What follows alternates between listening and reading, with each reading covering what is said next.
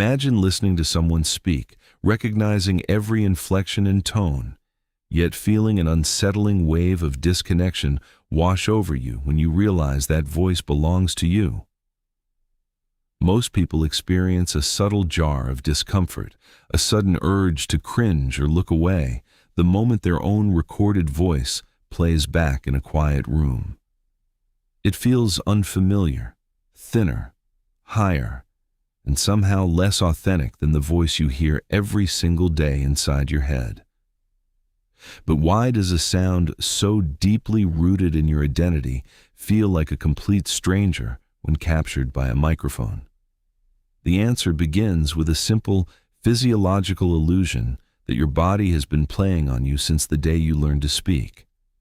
When you talk, sound waves travel through the air, strike your outer ear, vibrate your eardrum, and pass through the tiny bones of your middle ear to reach the cochlea. This pathway, known as air conduction, is how you hear every external sound in the world around you, from a bird singing in a tree to the voice of a friend across a room.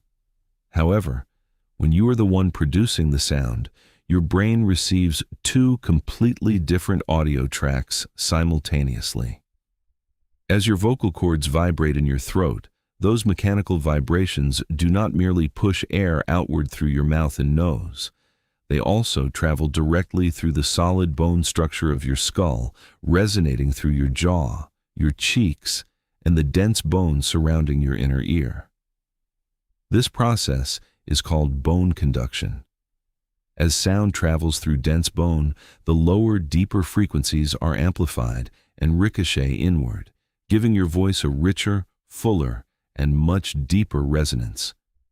When you speak, you are hearing a hybrid sound, a blend of air-conducted sound waves and deep, bone-conducted vibrations that only you will ever experience.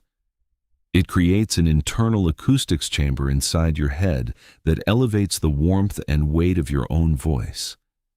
When you play back an audio recording, that internal bone pathway is completely eliminated. The recording captures only the air-conducted sound waves, the exact sound that everyone else has been hearing every time you speak to them. For the first time, you are forced to listen to yourself stripped of the warm, resonant bass that your skull usually provides. Your brain immediately registers this as a mismatch, perceiving your own voice as unnaturally high-pitched, flat, or thin. Yet, physical acoustics only explain half of the mystery. If the discomfort were purely about pitch and frequency, your mind would quickly adjust, the same way you adapt to seeing your reflection in a mirror. So why does hearing a voice recording provoke such a deep, visceral, emotional recoil? The true shock lies in a psychological phenomenon known as a disruption of self-perception. Over decades, you construct an intimate, unconscious internal identity. You believe you know exactly how you sound, how you project confidence, how warm your cadence is, and how you present yourself to the world.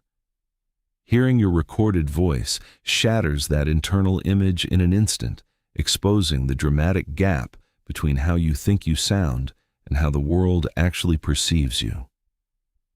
Psychologists refer to this sudden confrontation as extra-linguistic cue exposure. When you speak in real time, your mind is preoccupied with generating thoughts, choosing words, reading the facial expressions of others, and managing social interactions.